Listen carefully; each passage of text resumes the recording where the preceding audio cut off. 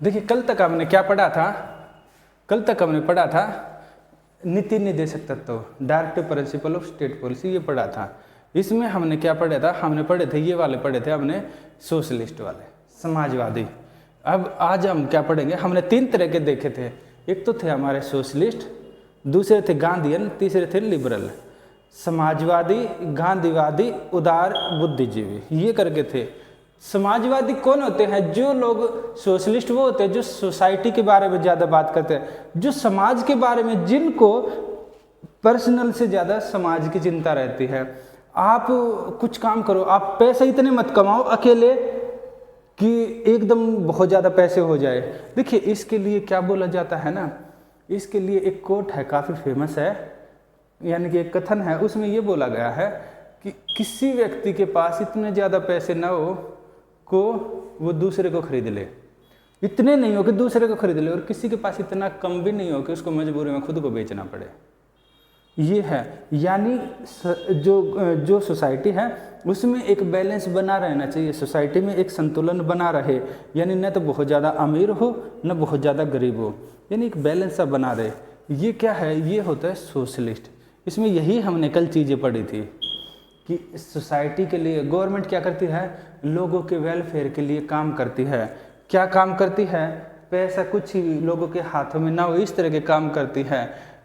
Inequality को, society में काफ़ी अमीर हैं, गरीब हैं, उस इनइक्वलिटी को कम करने के लिए काम करती है, ये रहेगा।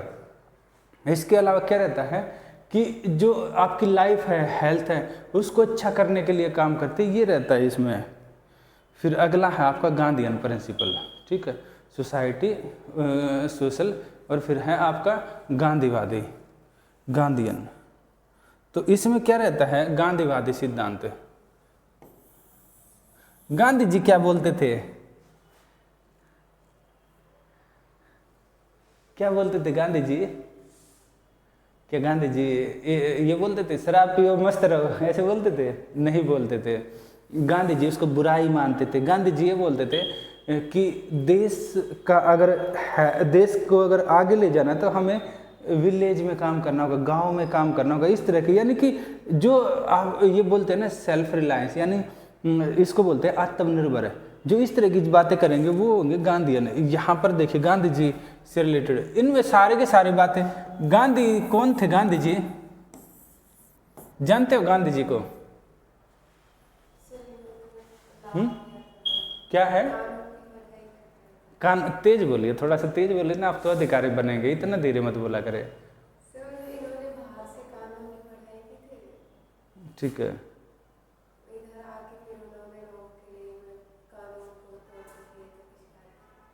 इन्होंने बाहर, हाँ ठीक है। देखिए गांधी जी, थोड़ा सा तेज बोला करो, हाँ याद रखिए आप एक अधिकारी बनेंगे। मैं इतनी उम्र में तेज बोल सकता हूँ तो आप तो और चिल्ला के बोल सकते हैं। खा पी कर आते हैं, नहीं खा कर आते तो कुछ न कुछ कल से खा कर आना, ठीक है। बगैर खाली पेट कैसे भजन हो सकता है।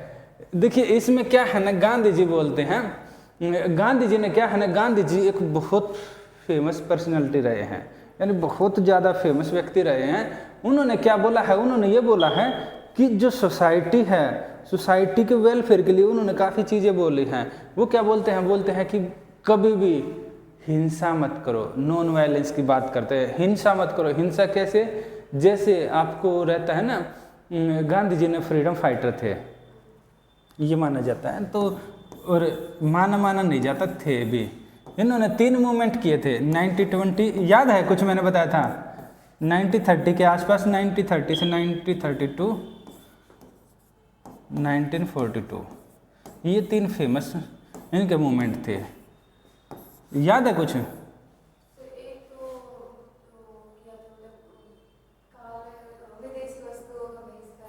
इस पहले का, इसका नाम क्या था, नॉन कोऑपरेशन, नॉन कोऑपरेशन, इसको बोलते हैं आपके असहयोग। नाम सुना था? दूसरे का था सिविल डिसोबीडियंस, यानी सविनय अवज्ञा। थर्ड वाले का था आपका क्विट इंडिया मूवमेंट, यानी भारत छोड़ो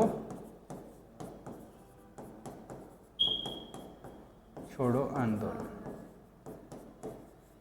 ये 3 आंदोलन किए थे, भारत छोड़ो, क्विट इंडिया मूवमेंट। हिस्ट्री में आपको इसकी डेट में एक्यूरेसी मिलेंगे।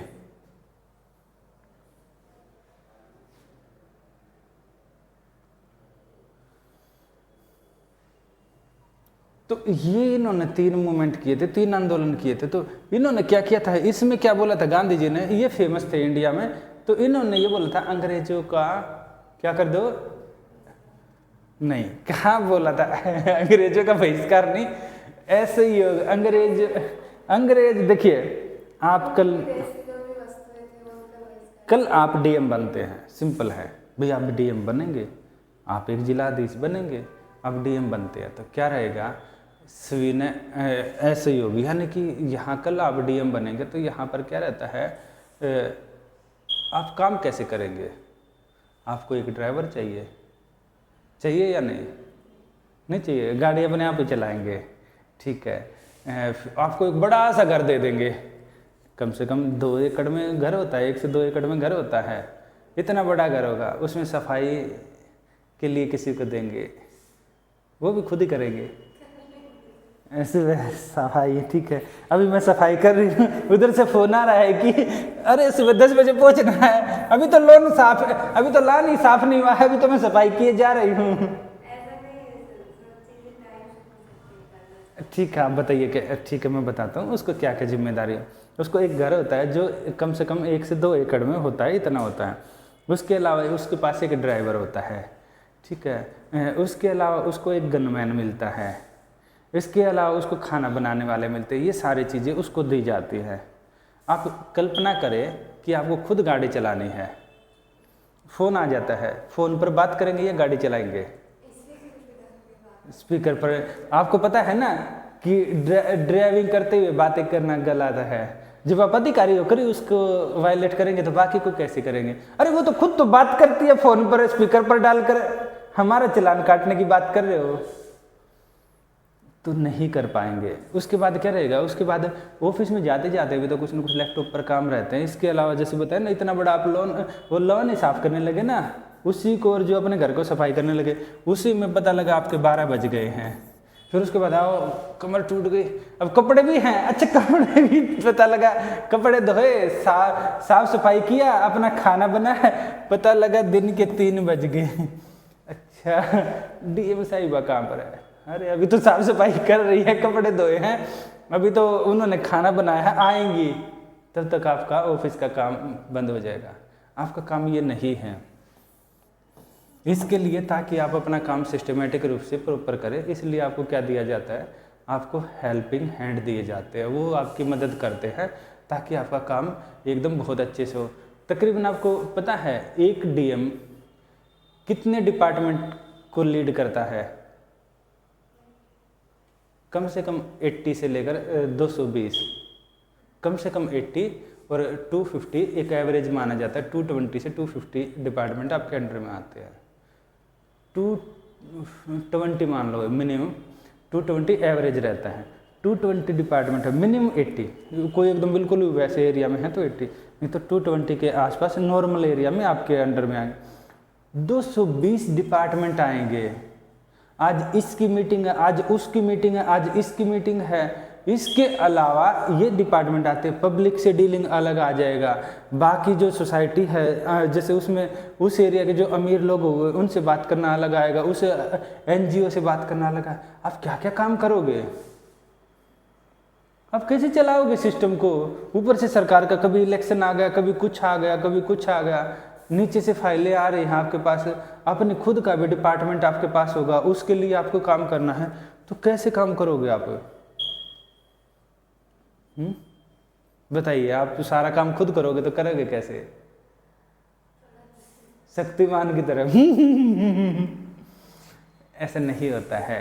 क्या रहेगा, आपको हेल्पिंग हैंड हमेशा चाहिएंगे, तो हेल्पिंग हैंड चाहिएंगे। अगर वो हेल्पिंग हैंड ही आपसे किनारा कर ले तब क्या होगा, SIO का मतलब ये होता है ना, जो भी इंडिया वाले हैं ब्रिटिश के साथ नॉन कोऑपरेट करे, यानी कि उनके साथ काम नहीं करे। सफाई वाला सफाई से चला जाए, ठीक है, आपको पता लगा कि सफाई वाले ही चले गए या छुट्टी पर, क्या होगा, शहर सड़ना शुरू कर देगा, नालियों के अंदर बदबू शुरू हो जाएगी, बाहर कचरे के ढेर लग जाएंगे।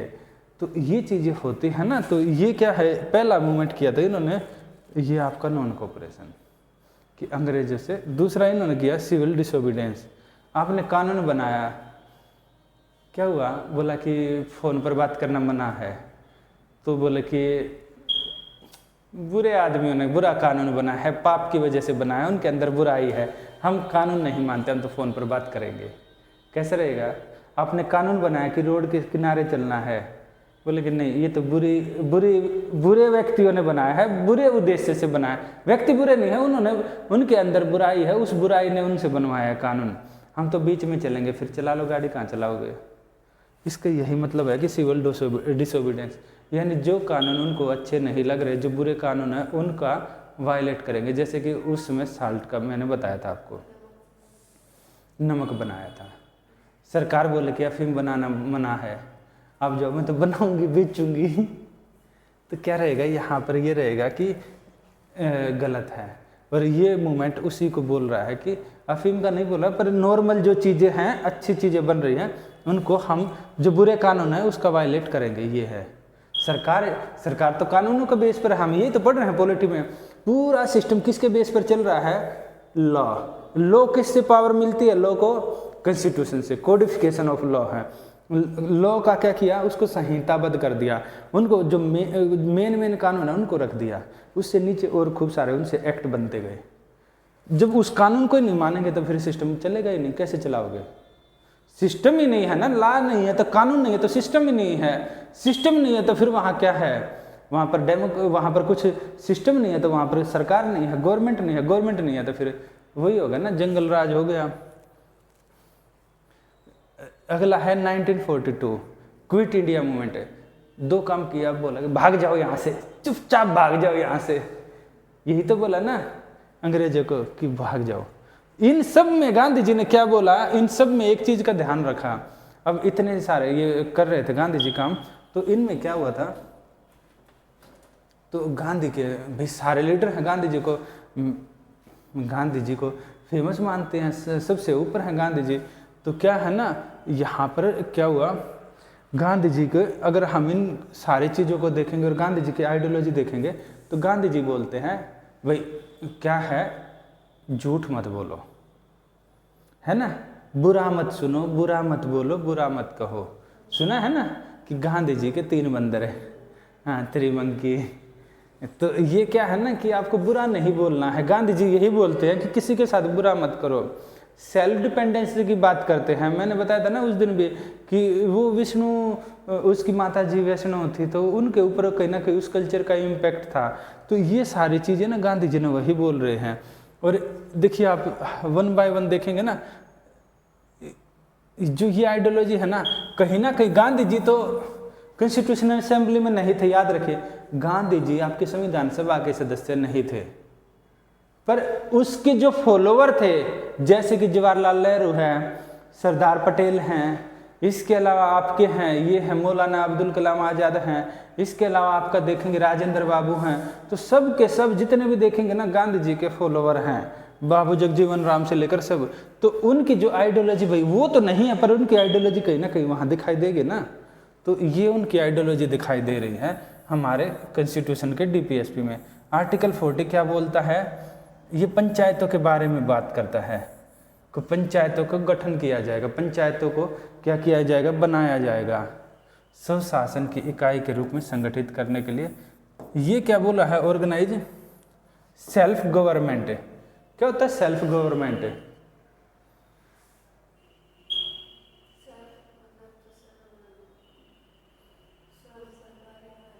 हाँ, यानी कि सरकार को क्या रहेगा ना, देखिए आपने काम, आप ज़्यादातर चीज़ें, ये नहीं होता कि आपको सारी चीज़ें हटा दी जाए, जितने काम हो सकता है लोकल लेवल पर आप करिए भाई। वहाँ आपके गांव में आपके जो आपके इश्यू हैं वे सुलझ जाएंगे, तो ऊपर नहीं आएंगे।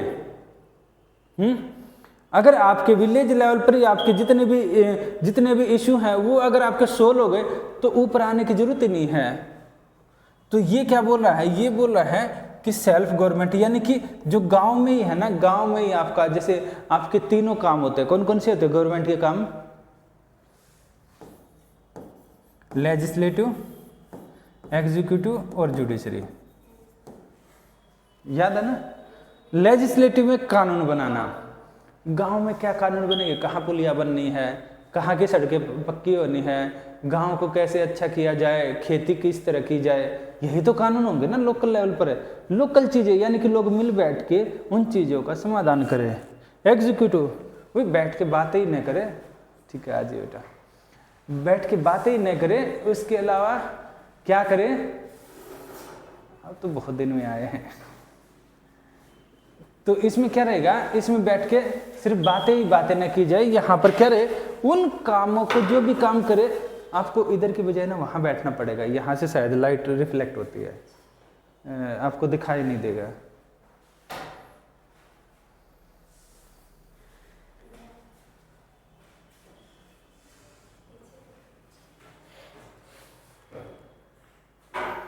तो यहाँ से क्या रहेगा ना, दिखाई दे रहा है आपको वहाँ से बेटा? तो यहाँ से क्या रहेगा कि जो गांव है, जो विलेज है, उनको क्या किया जाए, उनको एग्जीक्यूटिव खाली बातें ही बातें ना, गांव में कहाँ पुलिया बनेगी, कहाँ पुल बनेगा, कहाँ पर क्या चीज़ें होंगी, वो सिर्फ ये नहीं हो कि यहाँ पर बनना है, उन चीज़ों को जमीन स्तर पर भी उतारा जाए। अगर गांव में ये बातें ही करते रहे सारे के सारे कि भाई कहाँ पर क्या होगा और बनाए नहीं, तब क्या होगा? कुछ काम ही नहीं होगा। तो ये काम एग्जीक्यूटिव पार्ट का है आपकी, यानी कि ये क्या है, ये आपकी कार्यपालिका है, ये काम करेगी। अब इसमें ये दो काम तो हो गए, इसके अलावा आपका जुडिशरी, न्यायपालिका, देखिए बाकी इंडिया में नहीं है। बिहार में क्या रहता है ना, बिहार पर्टिकुलर बिहार में क्या कर रखा है, वहाँ की गांव को हल्की सी पावर दी गई है। जैसे कोई लड़ाई झगड़ा हो गया तो उसमें ना 7 दिन तक के लिए लोगों को वो जेल में डाल सकते हैं। जेल का मतलब क्या है, गांव का जेल नहीं है, किसी घर में बंद कर सकते हैं, भाई ये ठीक है, ये विलेज की वो है, नो हाउस अरेस्ट टाइप का कर सकते हैं। हल्का फुल्का जुर्माना लगा सकते हैं। अगर किसी नियम कायदे का वायलेशन कर रहे हैं, बोल रहे हैं कि यहाँ पर सड़क बनेगी, सड़क क्या गांव में होती है ना कच्ची सड़कें, यहाँ सड़क बन रही है, या फिर यहाँ पर गांव की गली बनेगी, किसी ने क्या किया, उसको वायलेट कर दिया, नहीं मैं तो क्या कर रहा हूँ, गांव में यहाँ तक बनना है, पूरी गली यहाँ तक है, मैं तो क्या किया, छज्जा निकाल लिया, यहाँ तक कर दिया। तो इसको क्या है, उसको उसके ऊपर जुर्माना लगाया जा सकता है। ये है जुडिशरी का काम, ठीक क्या गलत क्या है उसको आइडेंटिफाई करके। तो यहाँ क्या किया है, ये तीनों चीज़ें हैं, पर इंडिया में कहीं भी ऐसा नहीं है। तो सिर्फ 2 ही काम दिए गए हैं गांव को। कौन कौन सा? एक तो ये है, एक ये है, ये है, ये नहीं है। तो अब हमने क्या देखा, इसी को बोले हैं सेल्फ गवर्नमेंट, यानी कि गांव में हम कोशिश करें जितने लड़ाई झगड़े हैं वहीं पर सुलझ जाएं, जितने काम हो सकते हैं मैक्सिमम काम वहाँ हो जाए। अगर यहाँ नहीं हो पाते तो फिर क्या रहेगा, फिर आप डिस्ट्रिक्ट में जाइए, जिला स्तर पर डिस्ट्रिक्ट में जाइए, डिस्ट्रिक्ट यानी कि जिले में जाइए, जिला हाँ तहसील में हो सकते हैं, पर उसके अलावा भी नहीं सुलझते हैं तो फिर आप जिले में जाते हैं। तहसील इससे नीचे वाले माना जाता है। मैंने इसको यहाँ पर जानबूझ कर नहीं रखा कि इसके ऊपर आप जिले में जाते, जिले के ऊपर आप क्या जाएंगे, स्टेट में जाएंगे, स्टेट में नहीं होते तो आप सेंट्रल गवर्नमेंट, हाँ बिल्कुल। तो इस तरह अगर आप करेंगे तो मैक्सिमम झगड़े सेंटर तक नहीं जाएंगे, लोग यहीं पर सारे झगड़े सुलझा लें। और इसी को बोला गया सेल्फ गवर्नमेंट, इसी को बोला गया हिंदी में स्वशासन। स्वशासन का मतलब ये कभी नहीं होता है कि गांव को शहर से, देश से अलग कर दिया जाए। उसका मतलब सिर्फ ये होता है कि गांव में जितनी चीज़ें हो सकती है वहाँ सुलझ जाएं, सिर्फ ये होता है। और इसके ऊपर कई बार क्वेश्चन आया हुआ है, याद रखिए। बच्चे इससे कंफ्यूज होते हैं सेल्फ गवर्नमेंट से, इसको बोला गया स्वशासन, क्योंकि जैसे ही हम बात करेंगे हिस्ट्री में, कन्फ्यूजन आपको कहाँ क्रिएट होगा, अभी नहीं क्रिएट हो रहा। जैसे ही आप हिस्ट्री में पढ़ेंगे, हिस्ट्री वाले क्लास करेंगे, तो हिस्ट्री में क्या रहेगा, वहाँ पर ये है इंडिया सेल्फ गवर्नमेंट की बात करता है, स्वशासन की बात करता है। उसमें क्या रहता है, उसमें ये बोलते हैं कि अंग्रेजों को बाहर निकाल दो, यहाँ ये नहीं होता कि सरकार को बाहर निकाल दो, गांव को अलग से बना दो, नहीं, जितने काम हो सकते हैं गांव में हो, कुछ नहीं सुलझे तो देश है ना, हाँ बिल्कुल देश है ना उसके लिए। तो गांधी जी कैसी बातें करते हैं, गांधी जी बोलते हैं कि पंचायतों को काफ़ी एम्पावर कर दो। आर्टिकल 43 है, 43 ये क्या बोलता है, गांधी जी क्या बोलते थे, cooperative based rural area industry, cottage industry. Gandhi ji famous किस लिए हैं, बताएंगे आप में से कोई? सर कि वो ये चाहते हैं कि अपना कार्य होना चाहिए, ना कि हम विदेशों से किसी चीज को। ठीक है, आप? अपना कार्य होना चाहिए हमें। गांधी जी चरखा सूत काटते थे, बिल्कुल एकदम सही बोले। और इससे क्या रहा ना, इससे है, इसको बोला जाता है कुटीर उद्योग। उनके लिए क्या किया गया, गांधी जी, ये सही बोला कि आत्मनिर्भर होना चाहिए, ये सही बोला। गांधी जी सूत काटते थे, उसका मतलब क्या था, उसके पीछे एक मोटिव ये था कि गांधी जी क्या चाहते थे कि आपके पास आप अपने काम मैक्सिमम खुद कर ले। और उसके लिए गांधी जी ने एक क्या किया, एक सैंबल के रूप में सूत काटना शुरू किया, सिर्फ सैंबल के रूप में, ताकि अपने कपड़े आप खुद बनाए। गांधी जी, याद रखिएगा, आपसे क्वेश्चन पूछा जाता है, हैवी इंडस्ट्री थी ना, हैवी इंडस्ट्री यानी इनको बोला गया बड़े उद्योग। गांधी जी इसका फेवर नहीं करते हैं। गांधी जी क्या बोलते हैं, गांधी जी बोलते हैं कि बड़े उद्योग क्या करेंगे, कुछ ही व्यक्ति हैं जिनके पास ये कंपनी है, वही ज़्यादा मुनाफा लेकर जा रहे हैं। गांधी जी क्या बोलते हैं, इनको मत लगाओ, छोटे छोटे उद्योग लगाओ, जिनको बोला गया कुटीर उद्योग, कॉटेज इंडस्ट्री, ये लगाइए। इससे क्या रहेगा, कॉटेज इंडस्ट्री आप लगाएंगे तो ज़्यादा लोगों को काम मिलेगा, ज़्यादा लोगों को काम मिलेगा तो ज़्यादा क्या रहेगा, ज़्यादा लोगों के पास पैसे आएंगे, बिल्कुल। और पैसे ज़्यादा लोगों के पास आएंगे तो उससे क्या रहेगा, पूरा देश आगे बढ़ जाएगा। गांधी जी ऐसे बोलते हैं।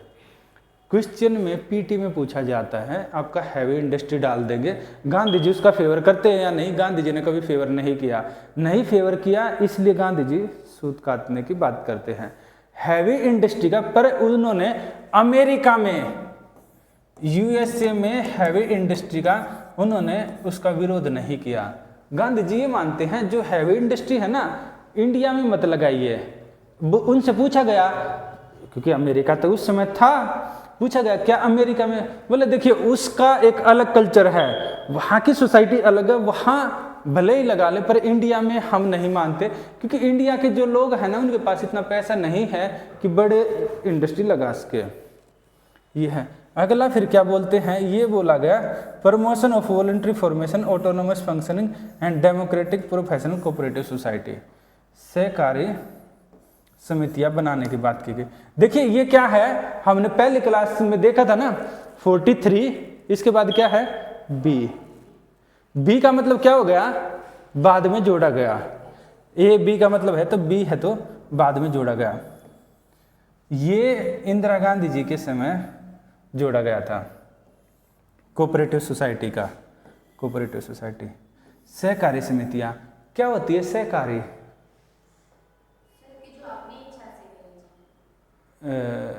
स्वैच्छिक क्या होगा फिर, मतलब सहकारी होगी कि जो समाज भी एग्री हो और हम भी एग्री हो, और स्वैच्छिक ये होगी कि जो स्वयं की इच्छा से करते हैं। स्वैच्छिक होगी, समाज भी एग्री हो, हम भी एग्री हो। सहकारी तो समाज के लिए भी होगा। हाँ, पर समाज भी एग्री हो, हम भी एग्री हो, ये तो कोई नहीं डेफिनेशन है। समाज कई चीज़ों के लिए एग्री है, समाज एग्री है कि आप शादी आपकी करवाई जाए, आप भी एग्री है कि आपकी शादी हो जाए, कैसे सहकारी हो जाएगी, सिंपल है। सोसाइटी के भाई आप जो अरेंज मैरिज करते हो वो क्या हो गया, वो एक सहकारी समिति हो गया, वो कोऑपरेटिव हुआ या नहीं? जैसे सर कोऑपरेटिव बैंक होता है, मतलब छोटे शहर के लिए, विलेज से। हाँ, तो सहकारी क्या होता है? तो उसमें मतलब किसी भी जैसे किसान के लिए कुछ सुविधाएं की जाती है, तो वो सब मिलकर एक छोटा संगठन बनाते हैं। हाँ, तो होता क्या है उसका, होता क्या है वो तो मुझे सहकारी भी ठीक है। कोऑपरेटिव, देखिए कोऑपरेटिव का मतलब होता है लोग मिलजुल कर काम करते हैं, उस कोऑपरेटिव का यही होता है। जैसे आपको मैं बोलूँ कि क्वेश्चन आपको जैसे आपका वीकली टेस्ट होता है, आप कोई नहीं दे रहे हो, अच्छी बात नहीं है, आपको टेस्ट देना चाहिए। हर काफ़ी मतलब बाकी सभी बच्चे टेस्ट दे रहे हैं, आप में से कोई नहीं देता है टेस्ट, बाकी हर संडे को टेस्ट लिखते हैं स्टूडेंट। तो क्या रहता है ना, सहकारी का मतलब होता है मैंने आपको पेपर दिया, आपने क्या किया, इधर मिल के कर लिया उधर मिल के कर लिया, ये क्या हो गया, सहकारी टाइप का काम हो गया। ये एक गलत एग्जाम्पल है पेपर को लेकर, यानी कि ऐसा नहीं करना चाहिए। यहाँ पर हम देखते हैं जैसे मान लो 10 व्यक्ति हैं, 10 व्यक्ति हैं, हर एक के पास 1-1 एकड़ जमीन है। एक तरीका ये है, ये अपने 1 एकड़ में ये खेती करे, ये क्या करे, कटाई करे, इसका काम कटाई करे। दूसरा अपनी जमीन पर कटाई करे, तीसरा अपनी जमीन पर कटाई करे, एक ये है। सबको कटाई करनी है खेत में। तो अब क्या होता है, सब डिसाइड करते हैं। देखो क्या रहता है, किसी की फसल आज आ रही है, किसी की कल आ रही है, किसी की 1 हफ्ते बाद है। फसल पकने का टाइम अलग अलग है, सबका एक जैसा नहीं है। तो ये आपस में डिसाइड करते हैं मैं बैठ कर, बोले कि देखिए जब तक ये कटाई करने लगेगा, ऑन एन एवरेज अकेले व्यक्ति को अपनी फसल कटाई करने में 3 से 4 दिन लग जाएंगे। मैं ये मानता हूँ कि 7 दिन लग जाएंगे अकेले व्यक्ति को, 7 दिन, 7 से 10 दिन लगा लेते हैं। ये बोलते हैं देखिए इसकी फसल तो आज ही पक चुकी है, कटने को तैयार है, अगर ये 3 दिन से ज़्यादा इसको लगे तो इसकी आधी फसल बर्बाद हो जाएगी। तो ये क्या करते हैं, ये बोलते हैं क्यों ना हम 10 अलग अलग जगह काम करने के बजाय इसी के खेत में सारे काम करें। तो ये क्या रहेगा, ये 1 दिन में कटाई कर देंगे इस खेत की, अगले दिन क्या रहेगा, इस खेत की कटाई कर देंगे, फिर इसकी कर देंगे, इसकी। तो ये एग्जाम्पल हो गया सहकारी, कोऑपरेटिव।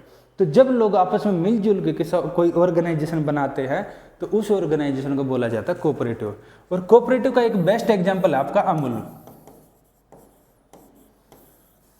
अमूल नाम सुना है, कौन है अमूल? अमूल मिल्क नहीं है, अमूल एक ब्रांड है। और ब्रांड, वो जो ब्रांड है वो मिल्क और आपकी कर्ड और इससे रिलेटेड है, यानी कि वो दूध और दूध है, दही है, बाकी काफ़ी, हाँ बिल्कुल, पनीर वगैरह ये सारे हैं। तो ये ना एक बेस्ट एग्जांपल है। इसमें क्या है, ये कैसे बना है, एक नाम था एक व्यक्ति का, वर्गीज कुरियन। वर्गीज कुरियन काफ़ी फेमस रहे हैं। उन्होंने क्या किया था, वो गए गुजरात में, शायद इनका सानंद है जगह, वहाँ पर इन्होंने पहला क्या किया, वहाँ पर गए, वहाँ जाकर इन्होंने आसपास के जो गांव वाले हैं उनको ये बोला, देखिए आप एक व्यक्ति 1 दिन में 5 लीटर दूध नहीं पीता है, क्या रहता है, गाय या भैंस देती हैं, आपका ये मानते हैं 5 से 7 लीटर दूध देती हैं। ऑन एन एवरेज हमने ये मान लिया, एवरेज 7 लीटर दूध दिया है सुबह शाम दोनों टाइम का मिलाकर, भैंस या गाय ने। तो ये बोला कि आप 1 दिन में कितना लीटर दूध पीते हो, एक व्यक्ति ½ लीटर पी लिया, 5 लोगों का परिवार है तो कितना होगा, 2.5 लीटर पी लिया, 2.5 लीटर पी लिया। अगर 7 लीटर है तो बचा कितना, 4.5 लीटर के आसपास एक्स्ट्रा हो गया ना। इतना समझ में आ रहा है? आप कितना दूध पी जाते हैं 1 दिन में? पीते ही नहीं, आप तो सारा का सारा बेच दो। तो ये क्या रहता है, यहाँ पर ये बोला कि भाई एक्स्ट्रा दूध आप करोगे क्या उसका, तो क्यों ना आप क्या करो, यहाँ सुबह सुबह आओ और यहाँ पर दूध डाल के जाओ। तो उन्होंने क्या किया, उन्होंने सब लोगों ने क्या कराया, आसपास के कई सारे गांव वालों को तैयार किया, क्योंकि एक व्यक्ति का दूध, एक व्यक्ति के यहाँ से घर से दूध आएगा तो बेचना काफ़ी मुश्किल है। 4.5 लीटर माना, एवरेज मैंने माना एक घर से आता है 4 लीटर एक्स्ट्रा दूध, यही 1000 घरों से आने लग गया तो कितना हो गया, 4000 लीटर। अब उनका काम हो गया उस दूध को बेचना, उसके लिए उन्होंने खूब सारे लोग लगा दिए। शहरों में क्या आप भैंस रखते हैं या गाय रखते हैं? हाँ, तो ये क्या रहेगा भाई, शहरों में दूध की जरूरत होती है, गांव में रख सकते हैं। तो ये क्या करने लगे, इसको शहरों में बेचने लगे। तो इससे क्या रहा ना, एक धीरे धीरे करके एक पूरा का पूरा ऑर्गेनाइजेशन बन गया। इसी ने फिर क्या हुआ, दूध बेचना शुरू किया, फिर इसने दही, ऐसे करके सारी चीज़ें बेचने लगे। दूध अब सारा तो बिकता हमेशा है नहीं, दूध खराब भी होता है, उस खराब होने से बचाने के लिए क्या कर दिया, उसका पनीर बना के बेचने लगे। ऐसी चीज़ें अलग अलग इसको प्रोडक्ट, फिर क्या करने लगे, उसकी जो उसके ऊपर जो मलाई होती है उसका मक्खन बनाकर, और इसका वो बनाकर आपका क्या बोलते हैं, घी बनाकर बेचने लगे। ऐसे इन्होंने एक पूरा इकोसिस्टम तैयार कर दिया। सेम चीज़ अलग अलग स्टेट में अलग अलग नाम से, कहीं वीटा नाम से है, कहीं कुछ से है, दिल्ली में इसका है मदर डेयरी नाम से है। ये क्या रहता है, कोऑपरेटिव सोसाइटी है। और फिलहाल इंडिया में कोऑपरेटिव मिनिस्ट्री भी बनाई है और जिसके हेड हैं अमित शाह जी, याद रखिएगा। पहले नहीं थी कोऑपरेटिव मिनिस्ट्री, अभी बनी है। तो ऐसे करके ये एग्जाम्पल है मिल्क का। सेम एग्जाम्पल है अगर लोग किसान मिलके ऐसे या फिर लोग मिलकर बैंक बनाते हैं, उसको बोलते हैं कोऑपरेटिव बैंक। ये सेम रहता है। पैसे क्या रहेगी, आप कोऑपरेटिव बैंक में जाएंगे, आपने खाता खुलवाया कोऑपरेटिव बैंक में, लोगों ने मिलके बैंक बनाया, तो क्या रहा, आपने खाता खुलवाया, आपको कितने % ब्याज मिलता है? आपने अपने पैसे जमा करवाए, मान लो 4 से 5% आपको उसका ब्याज मिला है। एवरेज हम देखते हैं फिलहाल 6% चल रहा है बैंकों में, साल में 6% चल रहा है। वहीं पर कोऑपरेटिव बैंक है, किसी को अगर उधार देते हैं तो कितने % पर देंगे, उसको देंगे ये 8% पर, 8 से 10%, 8% मान लेते हैं, क्योंकि कुछ रुपए सरकार भी इनको दे देती है। इसलिए बाकी बैंक से आप उधार लेकर आएंगे, वो कितने पर देगा, 12% पर, यानी साल के 12 रुपये भरने होंगे, इसमें आपको 8 भरने होंगे। आप रुपए जमा करवाने जाएंगे तो आपको साल के कितने मिलेंगे, 6 रुपये मिलेंगे।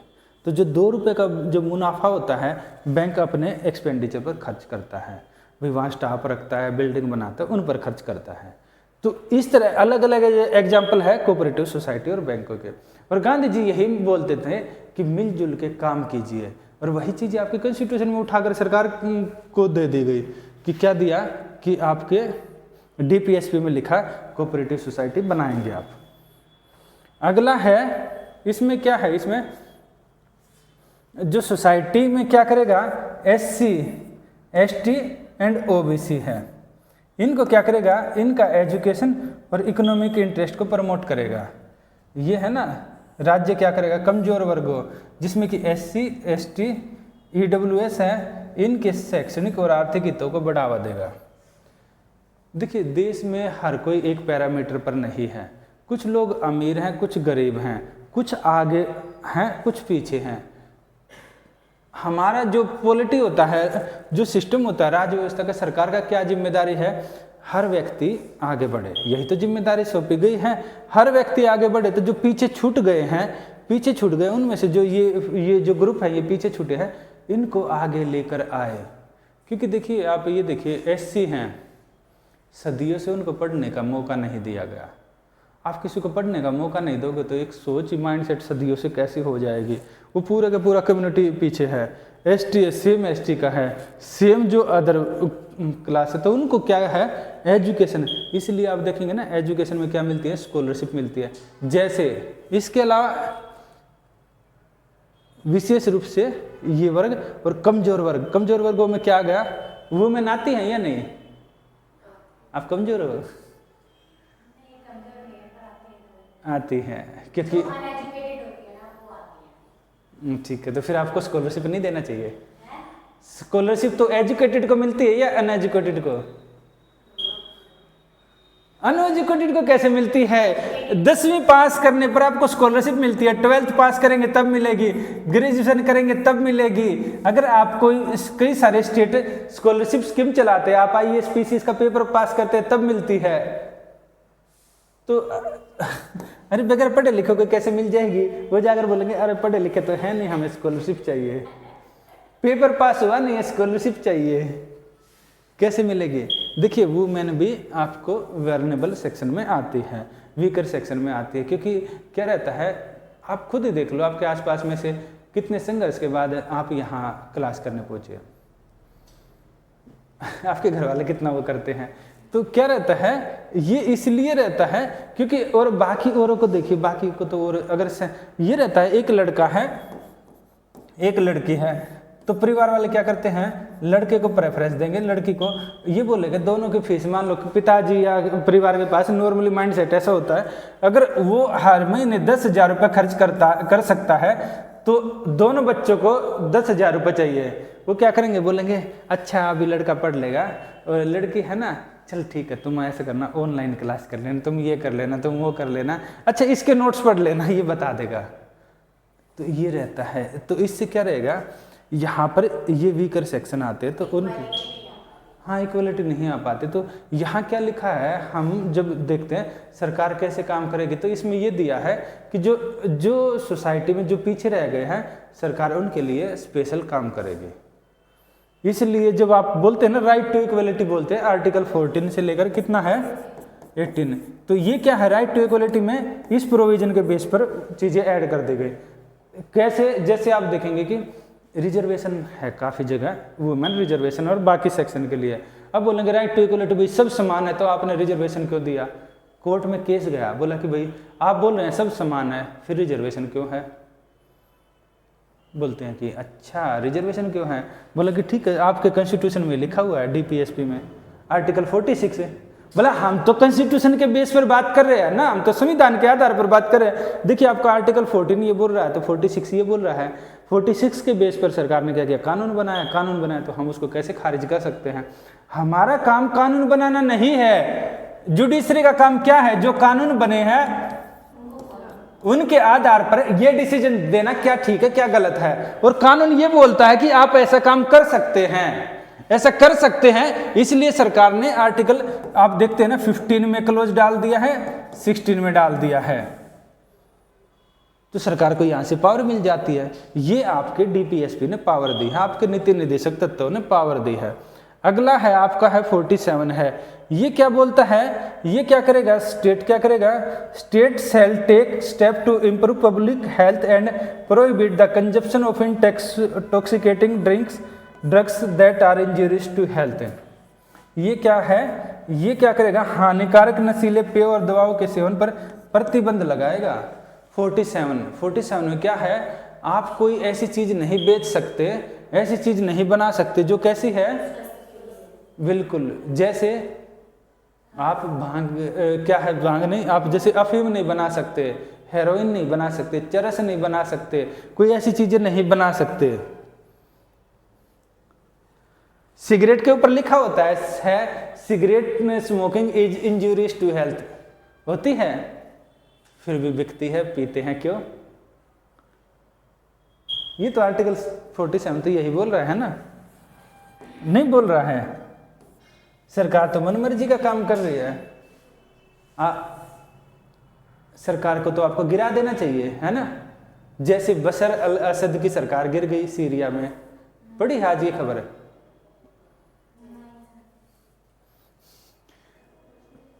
करते क्या हो, कल क्या कर रहे थे आप, पहले आप बताइए फिर आप बताइए क्या कर रहे थे कल। टेस्ट भी नहीं लिखा, फिर क्या कर रहे थे दिन भर। हाँ क्वेश्चन तो बने हुए हैं, आप टेस्ट लिखोगे तो मिलेंगे क्वेश्चन, बाकी जिन्होंने टेस्ट लिखा उनको तो मिले हैं क्वेश्चन, तो हमने इसलिए नहीं दिया, आपने टेस्ट लिखने का बोला ही नहीं, इनको बोला था ये बच्ची आई नहीं, जो आए हैं उनको सबको मिले हैं। हाँ बताइए, सीरिया का नाम सुना है, आज जाकर पेपर में पढ़ना। सीरिया एक देश है, उस देश में एक वहाँ के एक वो थे डिक्टेटर थे, बस उनका नाम था बशर अल असद। जैसे आप एनसीईआरटी पढ़ोगे उसमें उनके बारे में दिया है, इतने पुराने थे, लंबे समय से वहाँ के डिक्टेटर थे, यानी कि तानाशाह थे, जो वहाँ सरकार के खिलाफ लोगों ने नहीं, वहाँ पर जो रिपेलियन ग्रुप है उन्होंने काफ़ी विद्रोह किया, विद्रोही ग्रुप ने। वो देश छोड़कर आज भाग गए। उनके प्रधानमंत्री है वो बोलते हैं हम शांतिपूर्वक तरीके से आपकी जो सरकार जो जितने भी पावर है उसको ट्रांसफ़र कर देंगे, आप ज़्यादा वो मत कीजिए, यहाँ पर ज़्यादा वायलेंस मत कीजिए। ये है बशर अल असद। उससे पूरा का पूरा जब आप देखेंगे ना वेस्टर्न एशिया है, पूरा का पूरा सारी चीज़ें काफ़ी चीज़ें बदल गई हैं, तो आपको पढ़ना चाहिए, पेपर में तो यही चीज़ें आएंगी मेंस में। तो ये क्या है, मैं ये बोला हूँ कि क्या आपको भी ऐसी सरकार को उखाड़ फेंकना चाहिए। 47 तो यही बोल रहा है कि सरकार क्या है, सरकार ऐसी चीज़ों के ऊपर बैन लगाएगी जो स्वास्थ्य के लिए हानिकारक है। इसको देख, इसके आधार पर आप देखते हैं ना, नारकोटिक डिपार्टमेंट बना है, वो क्या करता है, वो छापे मारता है जगह जगह, जहाँ पर ऐसी एक्टिविटी हो रही है तो उनको पकड़ के बंद कर देता है। इसके अलावा आप यहाँ पर देखते हैं, इसके अलावा जहाँ मिलावटी सामान मिलता है उसके ऊपर भी जगह जगह रेड होती है। आप दिवाली के पास देखते हैं या फिर बाकी त्योहारों के पास काफ़ी ज़्यादा मिठाइयाँ या बाकी चीज़ें मिलावटी पकड़ी जाती हैं, वो कौन देखता है? हेल्थ डिपार्टमेंट से रिलेटेड जो अधिकारी होते हैं वो देखते हैं। तो उसको लेकर अलग अलग डिपार्टमेंट बने हुए हैं। सरकार काम कर रही है, फिर भी स्मोकिंग होती है पब्लिक प्लेस पर, और ये सरकार उसके ऊपर लिखा होता है smoking is injurious to health, alcohol consumption is injurious to health, होता है ना, फिर भी लोग पीते हैं। 47 क्या बोल रहा है? ये तो बोल रहा है ना रोक लगाएगा, तो सरकार का फेल्योर है ना, है या नहीं है? इन सब चीजों से ना मतलब ज्यादा आय भी होती है इन सब चीजों से, इसलिए ज्यादा घटना शुरू हो गया है। ठीक है, इसको एक आय का संसाधन या सोर्स मानकर के ये लोग ज्यादा लेते हैं। तो अफीम बेचने लगे, उसको तो और ज़्यादा पिएंगे, उसको तो और ज़्यादा खाएंगे, तो उससे नहीं होगा। तभी होगा। मैंने कुछ ना कुछ जगह वो तो बिकता भी होगा। हमने तो इंडिया की बात की है, इंडिया में ही ना, इंडिया में इलीगल है। अगर आप बेच रहे हैं तो सरकार आपको पकड़ लेगी, फिर सिगरेट बेचने वाले को क्यों नहीं पकड़ रही? आप तो इसमें भी भेदभाव कर रहे हैं। हुक्का पीने वाले को क्यों नहीं पकड़ रही? जाके सबके हुक्के जाम कर पकड़ ले, ये तो है। तो फिर यहाँ क्यों नहीं कर रही? सर ऐसा होगा ना कि वो पैसे वाले होंगे, थोड़े पैसे दे देते होंगे वरना सिगरेट बीड़ी पीने वाले कौन से पैसे देते हैं? बेचने वाले के ऊपर निर्भर करता है ना, जो खरीद के लेकर आया है स्टॉक में इतना सारा माल। सर जो कंपनी चलाती है उसका तो सरकार को पता ही होता है। तो फिर ये बताइए, फिर गुजरात में लिकर बैन क्यों कर रखी है? गुजरात में और बिहार में दोनों जगह लिकर बैन है, आपको पता है? बिहार और गुजरात दोनों जगह शराबबंदी कर रखी है सरकार ने।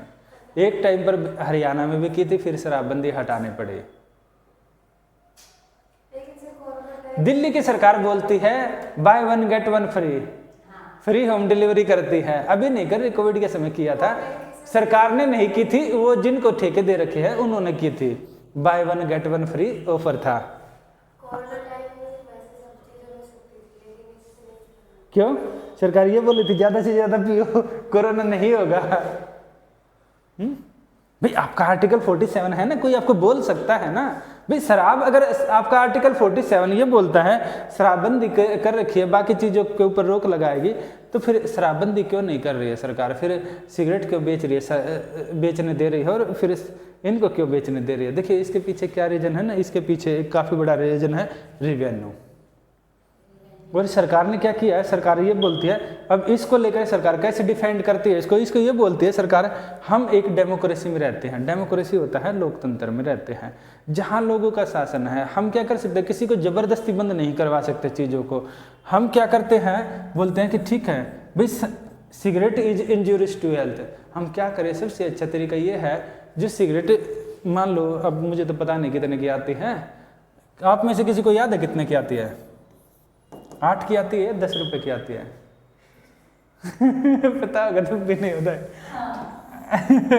जितने की भी आती है 8-10 रुपए की आती है, तो सरकार क्या करती है, अगर मान लो इसका नॉर्मली 8-10 रुपए की, इसके ऊपर खूब सारा टैक्स लगाती है। टैक्स लगाकर इसका रेट बढ़ा देती है 16 रुपये, हो सकता है 20 रुपये भी कर दे सरकार, अच्छा खासा इसके ऊपर टैक्स लगा देती है। टैक्स लगाने से क्या रहेगी, इसकी कीमतें बढ़ गई। अब सरकार बोलती है लोगों की पहुंच से बाहर हो जाएगी, हम कीमतें बढ़ाते जाएंगे। और सर जो मतलब जैसे कीमत बढ़ाने का तो मार्केट में 60 के रेट पर बिकेगी ना। हाँ तो सरकार 16 के रेट पर बिकेगी। 8 रुपये एक्स्ट्रा भी तो चार्ज देना पड़ रहा है। दिन में आपका मन होगा कि आपके जेब में पॉकेट मनी 10 रुपये है, सॉरी 10 रुपये नहीं, आपके पास 100 रुपये है। अगर मान लो ये 16 रुपये या 20 रुपये बिक रही है, तो आदमी क्या करेगा, सोचेगा कि वैसे दिन में सस्ती है तो ज़्यादा पिएगा। सरकार ये मानती है कि अगर उसका रेट बढ़ा दिया तो उसके क्या रहेगा, खरीदने की कैपेसिटी कम हो जाएगी, वो कम पिएगा। सरकार ये मानती है। बोलती है कि जो पैसे आएंगे उसको कहाँ खर्च करेगी, उसको बोलती है उसको ना हेल्थ सेक्टर में और बाकी जगह यहाँ पर खर्च करेंगे। बोले ये एक्स्ट्रा पैसा आएगा तो इसको हम कहाँ रोड बनाने में, हॉस्पिटल बनाने में यहाँ खर्च करें। तो बीमारी क्यों करते हैं जब हॉस्पिटल बनाने में खर्च? क्योंकि लोग नहीं मान रहे हैं। सरकार ये बोल रही है ना, लोग नहीं मान रहे हैं। सरकार ये बोल रही है कि हम क्या कर रहे हैं, हम डंडे के बल पर किसी से नहीं छुड़वा सकते। जैसे सरकार बोलती है, जैसे सरकार ने कहीं ऑफिशियली स्टैंड नहीं है, पर सरकार का ये मानना है, अनऑफिशियली सरकार का जो हमने बोला ये मानना है क्योंकि सरकार का दूसरा क्या रहता है, दूसरा ये रहता है, जैसे फॉर एग्जाम्पल जैसे डॉरी एक्ट आपने सुना है, दहेज प्रतिशत, हाँ, प्रोहिबिशन ऑफ डोरी एक्ट, यानी कि दहेज प्रतिबंध अधिनियम 1961 में पास हुआ था। दहेज लेना और देना बुरा है ना? क्या लोग दहेज लेते देते हैं? सरकार ने कानून बना रखा है कि दहेज लेना देना बुरा है। तो सरकार बोलती है कानून के दम पर आप डंडे के बल पर चीजें नहीं रोक सकते। सरकार बोलती है हम इनकी कीमतें इतनी बढ़ा देंगे लोगों की पहुंच से बाहर हो जाएगी। जबकि ई सिगरेट पर सरकार ने बैन लगा रखा है। ई सिगरेट आप देखेंगे ना, इंडिया में बैन लगा दिया। जैसे इंडिया में आए लोगों ने क्या करके इसका प्रचार करना शुरू कर दिया, अरे ई सिगरेट में तो आपको टबैको का कंजप्शन नहीं करते, तो वो आपके लिए नुकसानदेह नहीं है, वो आपके लिए फ़ायदेमंद है। तो सरकार अलर्ट हो गई। सरकार को ये लगा अच्छा इंडिया में ऐसे करके ये पब्लिक ऐसी चीज़ों को बढ़ावा दे रहे हैं। इलेक्ट्रॉनिक सिगरेट सुना है, नाम क्या है? नहीं सुना है। इसमें ये रहता है कुछ पाइप वगैरह होता है, इसमें ना इलेक्ट्रिक का ये रहता है, जैसे यहाँ पर ना कुछ रहेगा, ऐसा होगा कि धुआं वगैरह निकलता है, सेम चीज़ें होती हैं, वो इलेक्ट्रिसिटी से इस तरह की चीज़ें होंगी। सरकार ने अलर्ट होगी, अच्छा लोगों को ऐसे करके कंपनियां मतलब ठग रही हैं, जो कि देखा गया बाद में ये इससे भी ज़्यादा नुकसानदेह है। तो क्या हुआ, सरकार ने क्या किया, बोला अभी तो शुरुआती स्टेज में है, यहाँ तो इंडिया में पहले से है, हम एकदम नहीं चीज़ों को बंद कर सकते, शुरुआती स्टेज में है तो हमने इसको बैन कर दिया। इंडिया ने इसको बैन कर दिया, इंडिया में ये बैन है, ये नहीं है, इस पर सरकार टैक्स बढ़ाते जा रही है। धीरे धीरे हो सकता है एक समय पता लगा एक सिगरेट की कीमत 1 लाख रुपये हो गई, पी लो कहाँ से पियो। फिर सरकार करेगी उसकी 10 करोड़ कीमत कर देगी, फिर मैक्सिमम की पहुंच से बाहर चली जाएगी, सरकार ने बंद कर देगी। हाँ तो सरकार तो चाह रही है ना कि उसको बंद करे, तो लिमिटेड लोग पिएंगे तो लिमिटेड लोग ही मरेंगे। सेम स्टोरी आपकी इसके ऊपर है, ये है आपका क्या है, डोंट ड्रिंक एंड ड्राइव वाले पर है। इसमें है आपका अल्कोहल के ऊपर है। अल्कोहल में क्या करते हैं, शराब क्या करते, देखिए पहली बात तो ये होगा। दूसरी बात क्या है, अगर आप सिगरेट वगैरह बनाते हैं, सरकार सभी कंपनियों को इस तरह के लाइसेंस नहीं देती है। अगर आप बनाते हो तो आपको लाइसेंस लेना होता है, सिगरेट या बाकी इस तरह की चीज़ें सरकार इसलिए देती है ना कि लोग छोड़ ही नहीं पा रहे हैं। हम अगर उनको एकदम बंद कर देंगे तो उसकी स्मगलिंग बढ़ जाएगी, सरकार ये बोल रही है ना।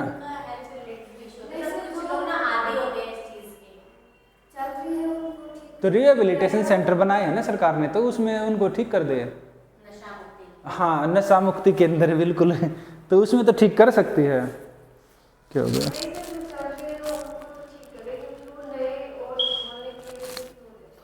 कौन से?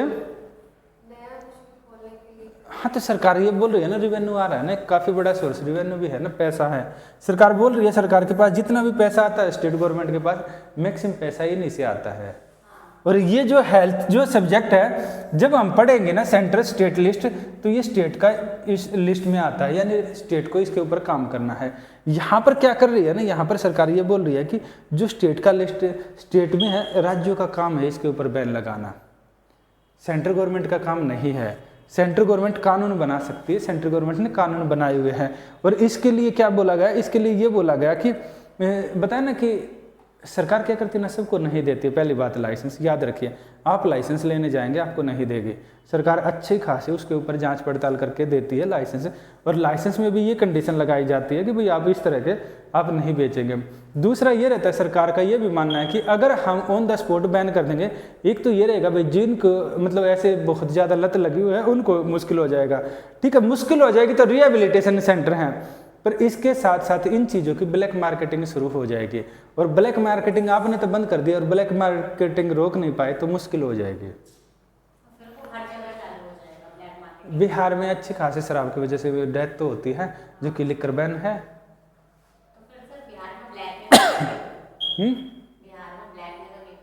हाँ बिकती है, पर स्टेट का काफ़ी बोल्ड स्टेप है, अच्छा है। गुजरात सरकार ने भी उठा रखा है। बाकी मेरा तो मानना है हर एक स्टेट में उसको बैन कर दे, ब्लैक मार्केटिंग वैसे ही बंद हो जाएगी। इक्का दुक्का बिके तो उसके ऊपर कड़ी कार्रवाई की जाए। फिर इसके अलावा है कि नशीले पदार्थ, जैसे कि आप बोलते हैं ना लिक्कर में भी क्या करती है सरकार, ठेके की लाइसेंस देती है। ऐसा नहीं है कि आप यहाँ पर दुकान खोल लेंगे परचून की तरह उठाकर शराब बेचना शुरू कर देंगे, नहीं, आपको ठेके का लाइसेंस मिलेगा और वो बनाने का भी, तभी आप बेच पाएंगे। और इनके लिए ये रहता है, जैसे आप पब्लिक प्लेस में स्मोकिंग नहीं कर सकते, ये कानून भी बनाए हुए हैं सरकार ने। हो रहा है देश में, इसके पीछे एक मेजर इशू है रिवेन्यू, पैसा, बहुत ज़्यादा सरकार को पैसा आता है, इसलिए मजबूरी है कि सरकार उसको बंद नहीं कर पा रही। जो सरकारें बंद कर देती है वो अच्छा काम करती है, हमारा मानना ये है। आप अधिकारी बनो, तो अगर आपकी सरकार आप इस जगह ड्यूटी लगे जहाँ पर ऐसी बंद कर रखी है, तो आप वहाँ पर अच्छे से काम करना। क्लियर है? 48 है आर्टिकल। इसमें क्या है, इसमें है कि the to prohibit the slaughter of cow, calves and other milch and draught cattle and improve the air breed. ये क्या है, गाय, बछड़ों और अन्य दुधारू पशुओं के वध पर रोक लगाने और उनकी नस्लों में सुधार करने का प्रयास करेगा। यहाँ पर देखिए, यहाँ कहीं नहीं लिखा है सिर्फ गाय के ऊपर बैन लगाना, गाय को मारने के ऊपर बैन लगाना, गाय स्लॉटर के ऊपर बैन लगाना, कहीं नहीं लिखा है। अन्य दुधारू पशु जो गाय के ऊपर होता है ना, है ना,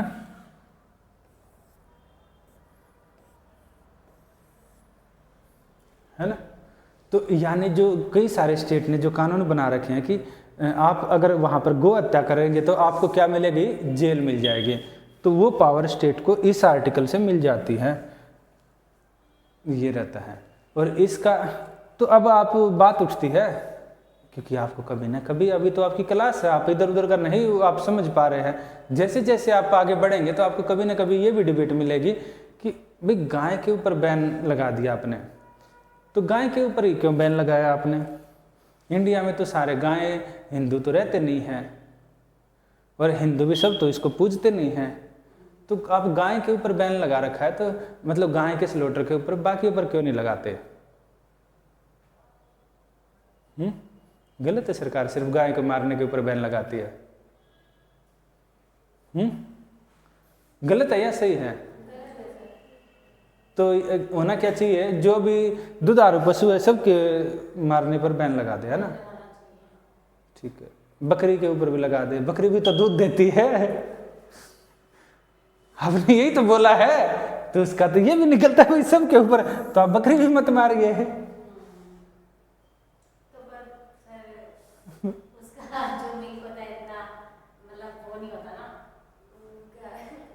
कितना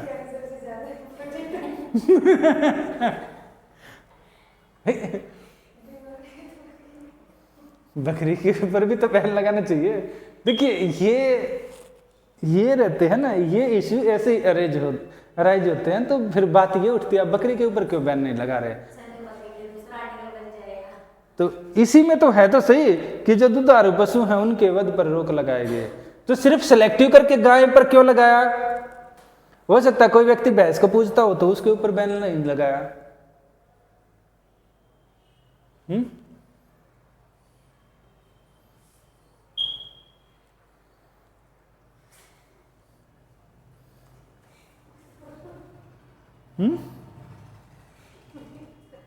तो इसका क्या रहता है ना, इसके पीछे क्या है, सरकार को क्या मिला है, सरकार को यहाँ पर एम्पावर मिलती है गाय के ऊपर।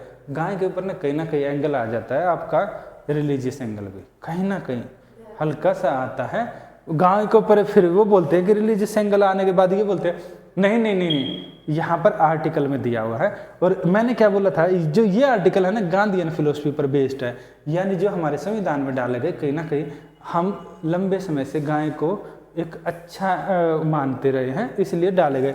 और जो इंडिया में जो गांधी जी के फॉलोअर थे, कहीं ना कहीं उन्होंने इस आर्टिकल को डलवाया है, क्योंकि गांधी जी मैंने बोला ना वैष्णव थे और वो अहिंसा पर विश्वास रखते थे, तो ये चीज़ें यहाँ डाली गई। और इसके अलावा क्या है, ब्रीड, इसलिए क्या है, अभी आप देखेंगे ना, पहले गाय क्या होती थी, देसी गाय होती थी। अब आपने जर्सी गाय देखी है, चितकबरी टाइप की होती हैं, वहाँ पर क्या रहेगा, काली सफ़ेद ऐसी रहेगी।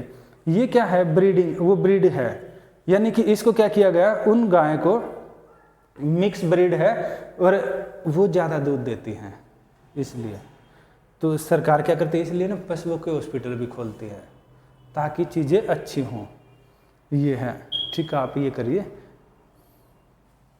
उसमें भी 43 आर्टिकल था, इसमें भी 43 हाँ बिल्कुल, अगले में भी आ सकता है 43।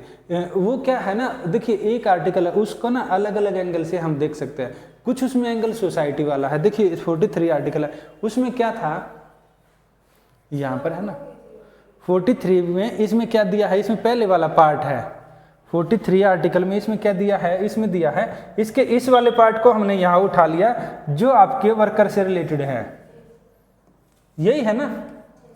इसका जो दूसरा पार्ट है ये आपके गांधीयन फिलोसफी से रिलेटेड है, इसको उठाकर हमने यहाँ डाल दिया। हाँ बिल्कुल, ऐसे ही आप 47 देखेंगे ना, 47 यहाँ पर हमने हेल्थ वाला डाला है, अगले में फिर मिलेगा उसमें दूसरा एंगल मिलेगा।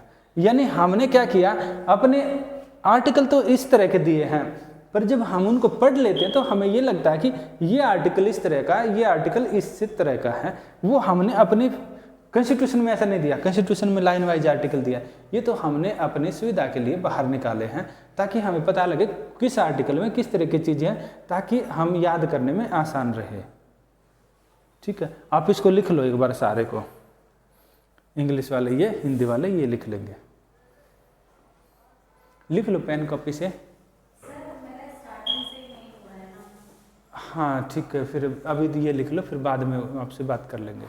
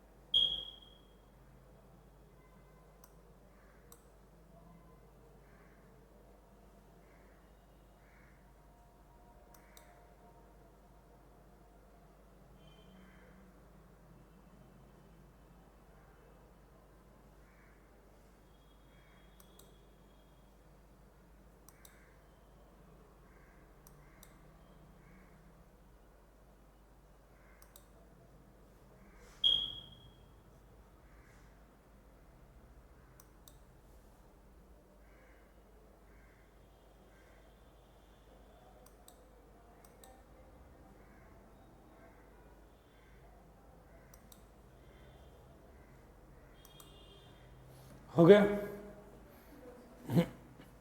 काफी टाइम लग गया लिखने में।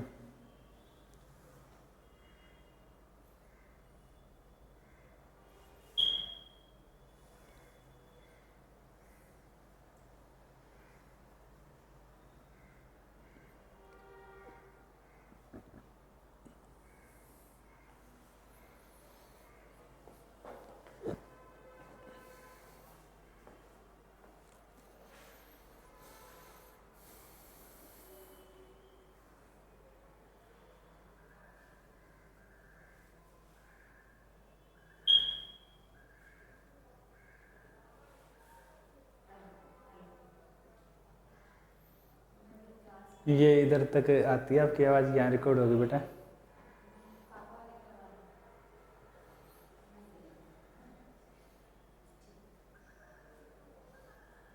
कहाँ तक लिखा आपने? हो गया?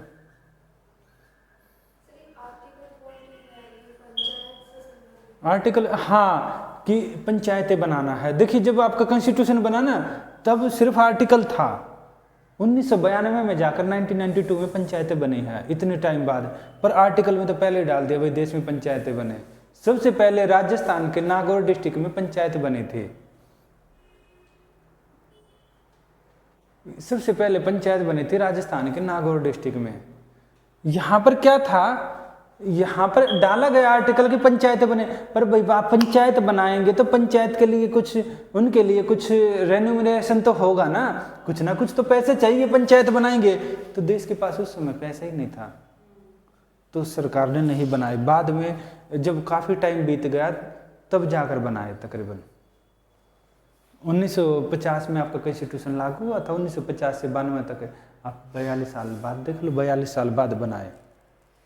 ये रहता है।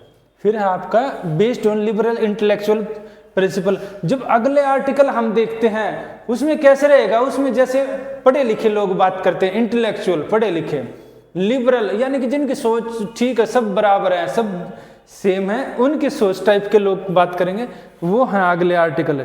इसमें क्या है, जैसे आर्टिकल क्या है, आर्टिकल 44 है यूनिफॉर्म सिविल कोड, समान नागरिक संहिता की बात करता है आर्टिकल 44। यानी पूरे देश में क्या रहेगा, एक संविधान एक विधान, यानी कि one nation one constitution one law. क्या इंडिया में समान नागरिक संहिता नहीं है, यूनिफॉर्म सिविल कोड नहीं है, क्रिमिनल कोड तो है। याद रखिए यहां पर बात क्या है, यूनिफॉर्म सिविल लिखा हुआ है, इस चीज का ध्यान रखिए। सिविल क्या होता है, सिविल इसका मतलब क्या है बताइए आप में से कोई। बीजेपी का फेवरेट नारा है, वोट दिया है आपने कब, इस इलेक्शन में दिया, किसको दिया, क्यों दिया, क्यों दिया ये उनका, अगर आपको देख रहे हैं, अगर किसी काम का एनालिसिस कर रहे हैं तो ये भी तो देखते होगे वो क्या बात बोल रहे हैं क्या नहीं बोल रहे हैं। ये ऐसे ही मैंने अच्छा काम किया तो ठीक है बटन दबा दिया, अरे ये भी बोला था, ये तो बटन दब ही नहीं रहा, एक ही बार दबा है। तो इन्होंने नाम दिया था यूनिफॉर्म सिविल कोड। क्या होता है यूनिफॉर्म सिविल कोड, देखिए पूरे देश में ना सिविल, याद रखिए समान नागरिक संहिता। दो तरह के कानून होते हैं आप देखेंगे ना, एक तो होता है सिविल, एक होता है क्रिमिनल। क्रिमिनल ये होता है सिविल, सिविल मामले बोलते हैं सिविल। इसमें कौन से मामले आएंगे, इसमें आएंगे जैसे आपका तलाक हो गया, इस तरह के मामले आते हैं सिविल वाले में, ऐसे मामले आते हैं। जमीन जायदाद के मामलों को भी जब कोर्ट की लैंग्वेज में बोला जाए तो सिविल मामले बोला जाता है। क्रिमिनल में कौन से आते हैं, क्रिमिनल में आते हैं किसी ने किसी की हत्या कर दी, किसी का मर्डर कर दिया, किसी ने किसी का क्या किया, चेन स्नैचिंग कर लिया, आप बाहर निकले कोई फोन छीन के भाग गया है ना आपने वापस उसको उठाकर पत्थर मारा, अगला मर गया, कैसा मामला हो गया ये, गलती किसकी है, पत्थर मारने वाले की या फिर फोन छीन के भागने वाले की। तो क्या आप उसको मार दोगे,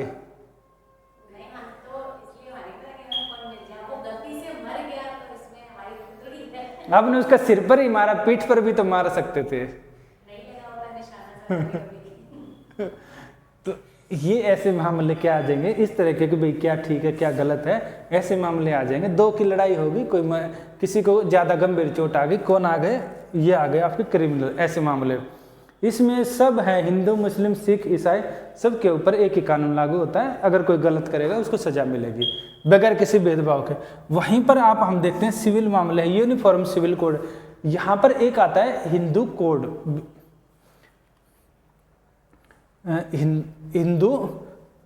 हिंदुओं के लेकर हिंदू 1956 में एक कानून बना था, जिसमें क्या था, पहले ये रहता था, देखिए हिंदुओं में कितनी शादी अलाउ है, क्यों? क्योंकि हमारे लॉ के अकॉर्डिंग भी एक ही अलाउ होती है। मुस्लिम में कितनी है?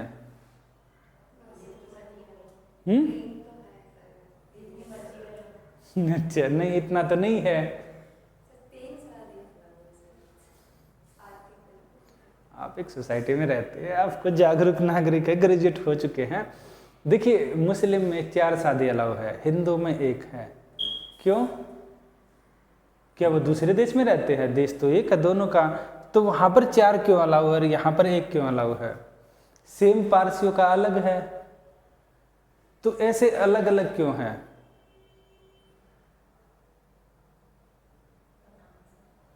अच्छा ये बताइए, 1 शादी करना अच्छा है या 4 शादियां करना?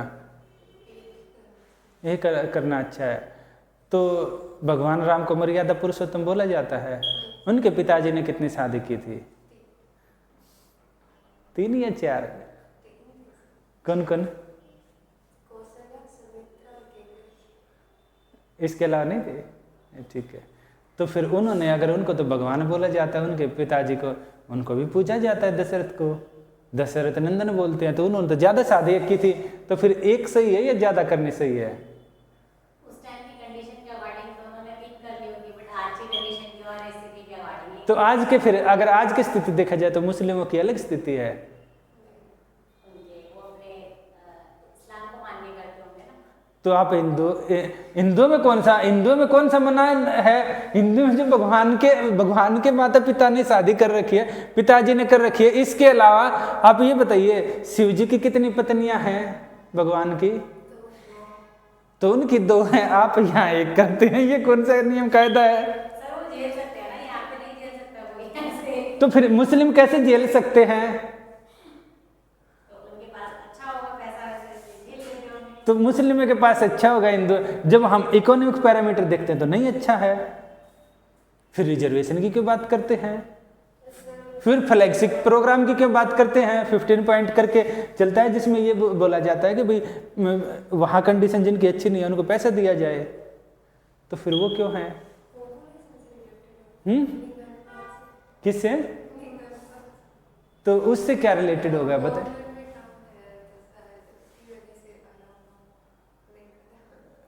तो कम है? नहीं, उस कम तो नहीं है, बराबर है, कोई भेदभाव नहीं है वहाँ तो उस चीज़ पर। तो भाई आप सोसाइटी में रहते हैं, सोसाइटी के मुद्दों का तो आपको सामना करना पड़ेगा। जो इश्यू हैं आज नहीं तो कल आपके सामने तो आएंगे। वहाँ पर आप अधिकारी बन के क्या बोलेंगे पता नहीं, सोच के आते हैं। चलिए सर से पूछ लेते हैं, फिर बताएंगे। ये इशू आएंगे, जीवन भर आपको झेलने हैं ये इशू, याद रखिएगा। और किसी ने आपको बोल दिया कि अलाउ है, हो सकता है शादी के बाद आपको पति नहीं बोल दिया, अरे 2 शादियाँ अलाउ है, 4 अलाउ है, तो आप क्या बोलेंगे? नहीं सर, अगर जैसे वैसे तो होता है, अगर पहली पत्नी अगर हाँ करे या बोले तो अलाउ होता है। सर ये एक इंसान के ऊपर डिपेंड करता है ना। नहीं ऐसा नहीं होता, पहली पत्नी हाँ करे तो अलाउ होगा, ऐसे थोड़ी ना। ऐसे तो आधे से ज़्यादा लोग 2-2 3-3 शादियाँ कर लेंगे, ऐसा नहीं होता है। सर ये नागरिक के लॉ के अकॉर्डिंग होता है ना, कि जैसे वो कंफर्टेबल होंगे तो वो कर सकते हैं। और सामने आप मैक्सिमम आदमी से पूछिए वो कंफर्टेबल है या नहीं है। मुझे क्या लेना है? आप अधिकारी बनेंगे, आपके डिस्ट्रिक्ट में कितने लाख लोग होंगे, आपको नहीं लेना तो पड़ोसी को लेना है। अरे सिस्टम तो आप रन कर रहे हैं, सरकार तो आप है ना भाई, वहां की सरकार तो आप ही हैं। लोग तो बाकी आपके साथ में काम करते हैं, आपके नीचे काम करते हैं। प्राइवेट लोग अलग होते हैं, सरकार तो सबसे बड़ी होती है ना, देश तो सरकार चलाएगी और आप तो सरकार के नुमाइंदे होंगे, आप कोई सिपाही नहीं बन रहे, याद रखिएगा। आप जिस पोस्ट पर जाएंगे वो वहाँ की सबसे ऊपर की पोस्ट होगी, उसके नीचे लाखों लोग काम करेंगे आपके एरिया में, आप ऐसे कैसे बोल सकते हैं? तो इस चीज के लिए कोई दूसरा होगा जो हमें समझा सकेगा? जीवन भर कौन समझाएगा? इसके लिए आपकी ट्रेनिंग होती है, ऐसा नहीं है। कॉन्स्टिट्यूशन आपको ना पढ़ाया इसलिए जाता है ताकि समाज के जो ये मुद्दे हैं, जो इश्यूज हैं, कॉन्स्टिट्यूशन हमेशा करंट से लिंक करके चलता है। जो आपकी जो पॉलिटिकल क्लासेज होती है हमेशा लिंक होकर चलेंगे। यहाँ हम पढ़ा रहे हैं, वहाँ ट्रेनिंग के दौरान भी पढ़ाए जाएंगे। तो यहाँ क्या रहेगा ना, देखिए सिविल कोड का ये है, हिंदुओं में एक मैरिज एक्ट बना था, हिंदू मैरिज एक्ट, ये अंबेडकर जी ने बनवाया था। तो इसमें क्या है ना, हिंदू, इसमें ये किया गया, उससे पहले ये था कि कितनी शादियाँ कर सकते हैं। हिंदुओं में जब हम बात करेंगे, जनरल, ओबीसी, एससी, एसटी ऐसे माने जाते हैं। हिंदुओं का डिवाइडेशन ऐसे किया गया है, बल्कि कई सारे मानते हैं, इसको लेकर विवाद होता है। एसटी को कई सारे अलग से भी मान लेते हैं, बोलते हैं भाई उनका वर्शिप अलग तरह का है, पर नॉर्मली इनमें कैटेगराइज किया जाता है। तो जो अंबेडकर साहब थे, इंडिया के पहले पीएचडी व्यक्ति थे, पहले व्यक्ति ऐसे थे जिन्होंने पीएचडी की थी, इससे पहले किसी ने नहीं की थी। अमेरिका से पास आउट थे और काफ़ी ज़्यादा फेमस विद्वान रहे थे, कॉन्स्टिट्यूशन के बारे में बहुत गहरी समझ थी। तो इन्होंने क्या किया, ये एसटी थे, हिंदू थे, तो इन्होंने ये देखा कि ये तो काफ़ी गड़बड़ हो रहा है, अगर शादी ज़्यादा करते हैं तो उसका सेक्रीफाइस कौन करता है? वुमेन सेक्रीफाइस करती है। भाई शादी दो हो गई तो पुरुष ने शादी कर ली, झगड़ा होता है, महिला सबसे ज़्यादा सफ़र करती है। तो उन्होंने ये देखा, बोला कि भाई देखिए कुछ भी हो, हम एक से ज़्यादा शादी हिंदू धर्म में अलाउ नहीं करेंगे। उन्होंने एक कानून लेकर आए, उस कानून का नाम था हिंदू मैरिज एक्ट करके ये आया था। तो इसमें क्या किया, इसमें ये बोला गया हिंदुओं में एक ही शादी अलाउ है, इससे पहले एक से ज़्यादा शादी कर सकते थे। याद रखिए, जब देश आज़ाद हुआ तो आप शादी 2, 4, 5, 10 वो कौन सा था, ओसामा था ना, ओसामा बिन लादेन की तरह आप कितनी भी शादियाँ कर सकते थे। बोलते हैं ना भगवान जी के तो कई हजार रानियाँ हैं, शादी नहीं की, वो एक प्रतीक के रूप में माना जाता है, वो एक अलग विषय है कि क्या है वो, क्योंकि वो जो उस तरह का पूजा पाठ करवाते हैं, जो प्रवचन करवाते हैं, वही आपको समझा सकते हैं। पर हिंदुओं में ये माना गया कि भाई एक से ज़्यादा शादी करने पर वुमेन ज़्यादा सफ़र करती है, और ये किसके खिलाफ है, ये इक्वलिटी के खिलाफ है। परिवार में 2 व्यक्ति हैं, एक उसको झेल रहा है, दूसरा उसको सफ़र नहीं कर रहा है, झेल नहीं रहा है, तो आप इसमें एक से ज़्यादा शादियाँ अलाउ मत करो, क्योंकि इक्वलिटी तो तभी आएगी ना, आर्टिकल आपके 14 से 18 तभी एक्टिवेट होंगे ना, राइट टू इक्वलिटी। 14 से 18 समानता तो तभी आएगी जब आप दोनों बराबर पैरामीटर पर हैं। तो यहाँ पर क्या रहा, हिंदुओं में बंद कर दी। इसके अलावा क्या होता था, पहले लड़की को जमीन जायदाद में हिस्सा नहीं मिलता था, तो उन्होंने जो कानून बनवाया ये है हिंदू उत्तराधिकार अधिनियम करके आया था। तो उसमें क्या हुआ, लड़कियों को जो पिता की संपत्ति है, जिसको ये बोला जाता है ना पैतृक संपत्ति, उसमें भी उसको हिस्सा मिलने लगा उसके बाद से। तो यानी आपके जो पिताजी हैं उनकी ज़मीन में, जो आपके जो एंसेस्टर की ज़मीन है उसमें आपका हिस्सा है। हाँ बिल्कुल है, हाँ उससे तो ये है। तो अब आपको आपके पिताजी की संपत्ति में हिस्सा है तो आप लेते हो, आप अपना अधिकार छोड़ रहे हो, गलत है। तो अगर हो तो फिर ले लो, है ना, तो फिर आप अपना अधिकार छोड़ते हो तो फिर आप गलत हो। तो आपने अपना अधिकार छोड़ना गलत है। देखिए कानून में बना है, कानून में बना है, आपको मिलेगा, ये है।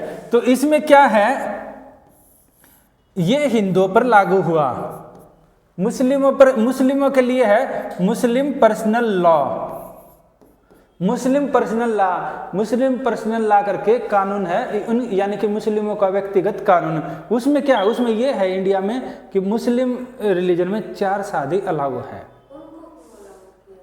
क्योंकि जो कानून बनाना, जो कानून देखिए संविधान में नहीं लिखा है, कहीं नहीं लिखा है, संविधान में सिर्फ ये कहाँ लिखा है, समान नागरिक संहिता सुरक्षित करने का प्रयास करेगा। आर्टिकल 44 क्या बोलता है कि समान नागरिक संहिता करने का प्रयास करेगा। यहाँ पर क्या ट्राई करेगा ये 44 में। और ये कैसे, ये बाउंडिंग नेचर के नहीं है, भाई स्टेट अपनी तरफ से दे रहा है ना, संविधान में तो डाल दिया गया, क्योंकि उनको ये लगा कि भाई अगर इस तरह अभी ऐसी कंडीशन नहीं है, क्योंकि जब देश आज़ाद हुआ ना तो देखिए माइंडसेट कैसा था, इंडिया और पाकिस्तान अलग हो रहे थे, चीज़ें काफ़ी अलग तरह की बिखरी हुई थी, देश काफ़ी ज़्यादा गरीबी में था, अलग अलग स्टेट अलग अलग होने की बात कर रहे थे, जो छोटे छोटे स्टेट थे राजा महाराजा अपना अलग ही राग अलाप रहे थे।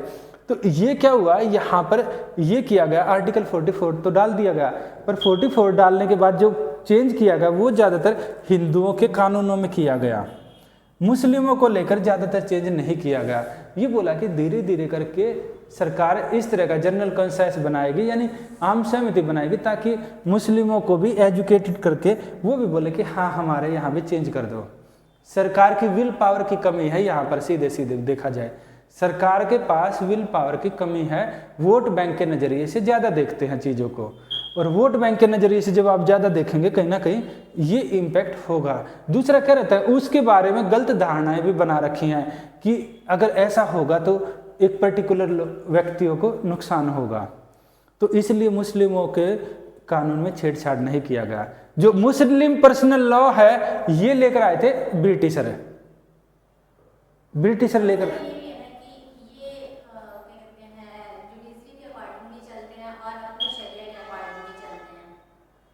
किसके अकॉर्डिंग चलते हैं, लॉ के अकॉर्डिंग भी चलते हैं, हाँ हाँ शरिया के अकॉर्डिंग भी चलते हैं, जो इनका अपना पर्सनल लॉ है उसके अकॉर्डिंग। हाँ मैं यही बोल रहा हूँ ना, कॉन्स्टिट्यूशन क्या बोलता है, कॉन्स्टिट्यूशन बोलता है सभी के लिए एक सिविल कानून होना चाहिए। कॉन्स्टिट्यूशन ने बोला, इस चीज से पावर लेते हुए इंडिया में क्या हुआ, इंडिया में मैरिज एक्ट आया 1956 में आया, तो वो मैरिज एक्ट किन के लिए आया, वो हिंदुओं के लिए आया। अगर वो मुस्लिमों के लिए भी आता तो तभी चेंज हो जाता। कॉन्स्टिट्यूशन बनने के बाद आया है, याद रखिए, ये कॉन्स्टिट्यूशन बन के तैयार हो गया था 1949 में, आपका 26 नवंबर 1949 में तैयार हो गया था बनकर। ये कब आता है, 1956 में आता है, उसके बाद आता है।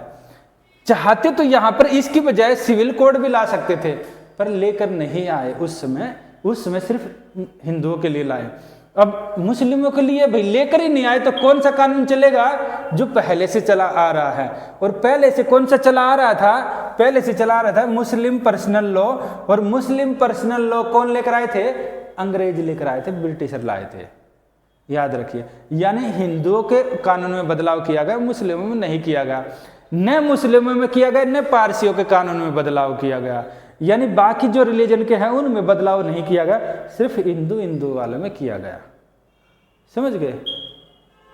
तो इसलिए हिंदुओं में क्या किया गया, हिंदू में एक शादी अलाउ की गई, बाकी में छेड़छाड़ नहीं की गई। तो वहां स्वाभाविक रूप से 4 शादियां थी, तो 4 शादी ऐसे कैसे रही। बदल देते तो हो सकता था वहां भी एक ले आते, क्योंकि जिस चीज को आप बदलोगे वही तो चेंज होगी ना, जिसको नहीं बदलोगे वो तो ऐसे कैसे चलती रहेगी। तो ये यहाँ पर यही है। तो अब क्या हुआ, इसमें इसलिए इंडिया में 4 शादी अलाउ है। और इसके अलावा कई सारे जैसे तलाक के भी मामले आते हैं, डिवोर्स के मामले आते हैं, वो भी काफ़ी अलग हैं। सरकार ने कुछ चेंज करते हुए, और कोर्ट ने कई बार बोल रखा है कि इसको आप इम्प्लीमेंट कीजिए। आर्टिकल 44 को कोर्ट ने कई बार बोला हुआ है। इसको चेंज करते हुए इंडिया में ट्रिपल तलाक है।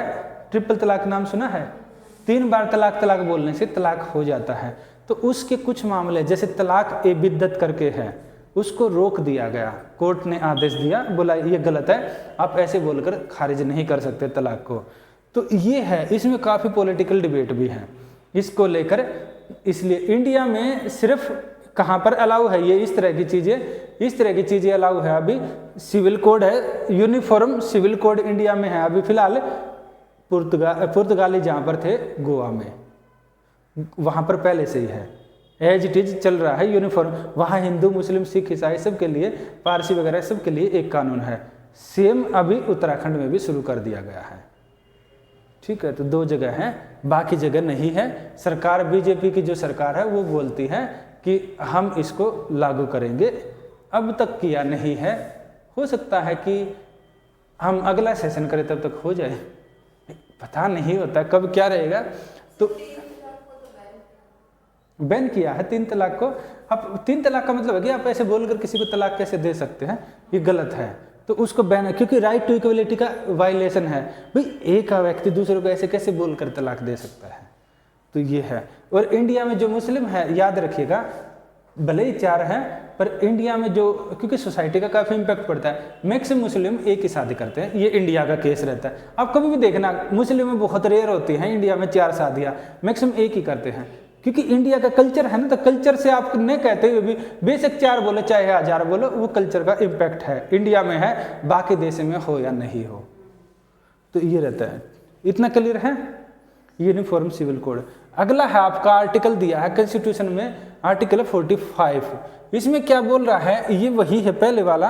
इसमें दिया है focus on providing early childhood care education for all children until they complete age of 6 साल की आयु तक। ये क्या किए गए हैं, डीपीएसपी कौन से हैं, स्टेट को बाउंडिंग नेचर नहीं है, कोर्ट में नहीं जा सकते, पर स्टेट को कैसे काम करने चाहिए ये बताते हैं, यानी एक सरकार को कैसे काम करने चाहिए। 21A क्या है आर्टिकल, हाँ राइट टू एजुकेशन है। इसमें क्या बोलता है, इनको कैसी एजुकेशन है, ठीक है ना, पढ़ लिया। आर्टिकल 24 क्या बोलता है, हाँ किन के, right to prohibition of child labour. कितनी उम्र है उसमें, 18 है या 14 है,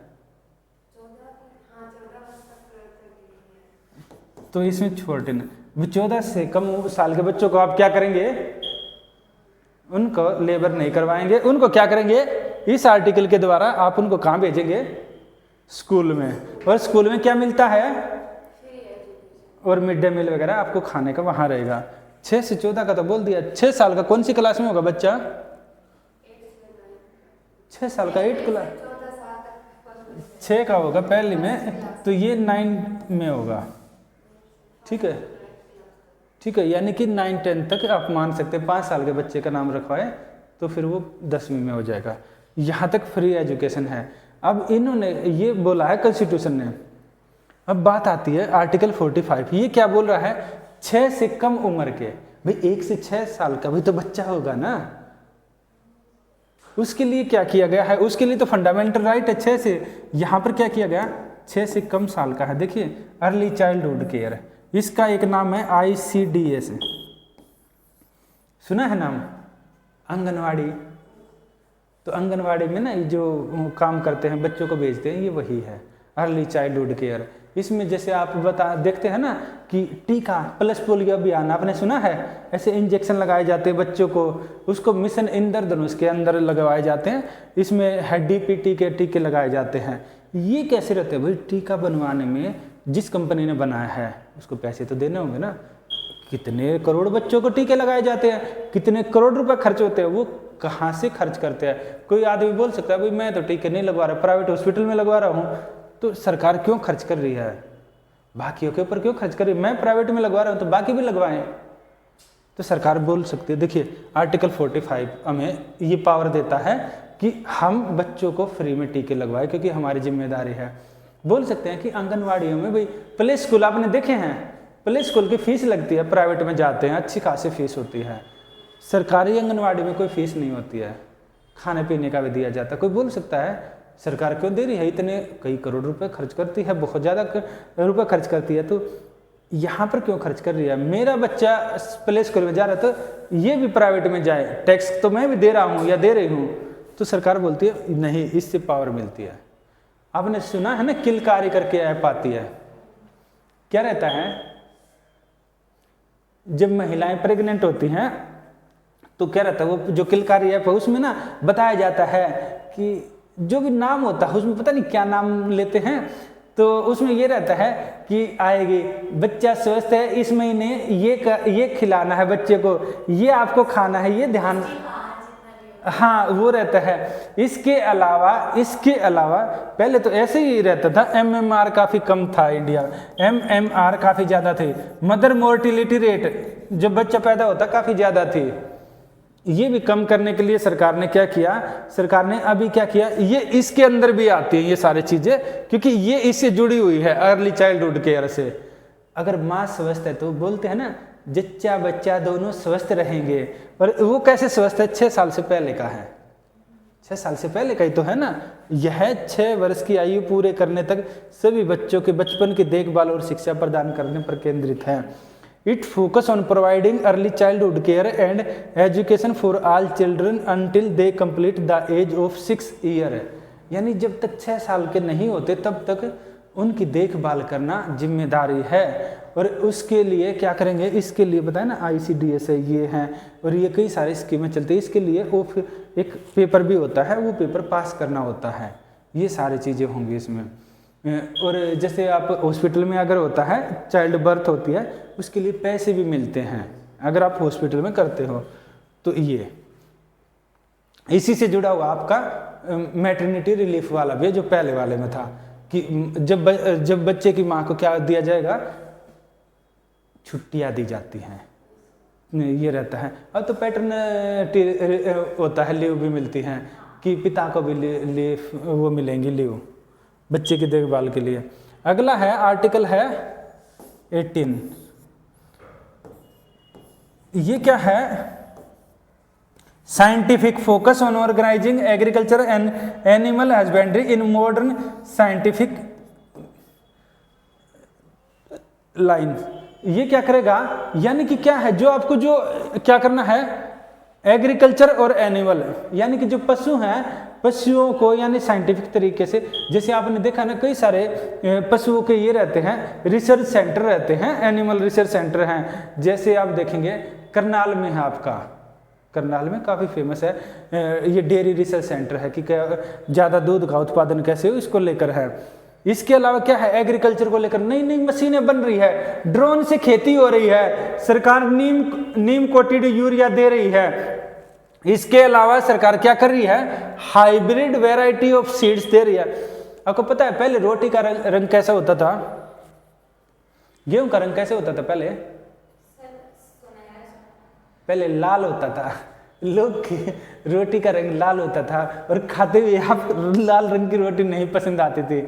उसको हाइब्रिड वैरायटी सीड हुआ। नॉर्मन बोरलॉग थे, एक विद्वान थे, और इंडिया में MS स्वामीनाथन करके थे, उन्होंने हाइब्रिड वैरायटी के सीड पर, यानी सीड जो बीज है, बीज को इस तरह बनाया कि इंडिया में ज़्यादा ग्रो करे, बीज ज़्यादा फसल का उत्पादन हो। इनको लेकर सरकार ये करती है कि उसको साइंटिफिक टेम्परामेंट, वो तभी से शुरू किया जा रहा है जब से संविधान बना है कि ये क्या रहेगा, एनिमल ऑर्गेनाइजिंग एग्रीकल्चर। एग्रीकल्चर को भी पहले हल होते थे, काट के होते थे, वुड के होते थे, अब क्या हो रहे हैं, हल अलग तरह के हो रहे हैं, कल्टीवेटर वगैरह यूज किए जाते हैं। अब तो फार्मिंग के लिए आप देखेंगे ना मशीनें आ गई हैं, किस एग्रीकल्चर में मशीनें काम कर रही हैं, ये होता है। इसके अलावा क्या होता है, फ़ोन पर मैसेज आते हैं, आप पता है ना, फ़ोन पर मैसेज आते हैं, अलग से दूरदर्शन पर चैनल चलते हैं। ये क्या है, सरकार उन पर खर्च क्यों कर रही है, क्योंकि आर्टिकल ये आपका 48 उस सरकार को एम्पावर करता है, सरकार को ताकत देता है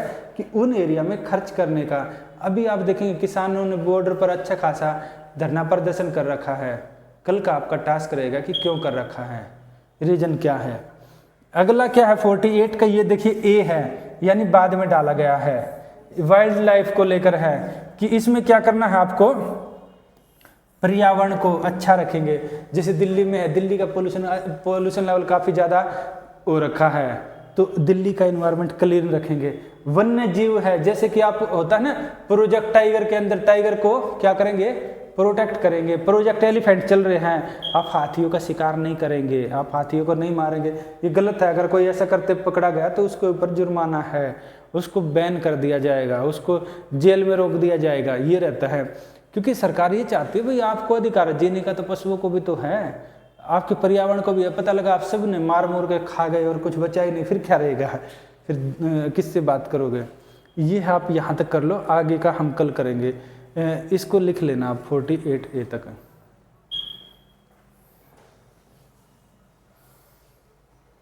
कुछ और पूछना है इसमें? ठीक है, लिख लो तो इसको।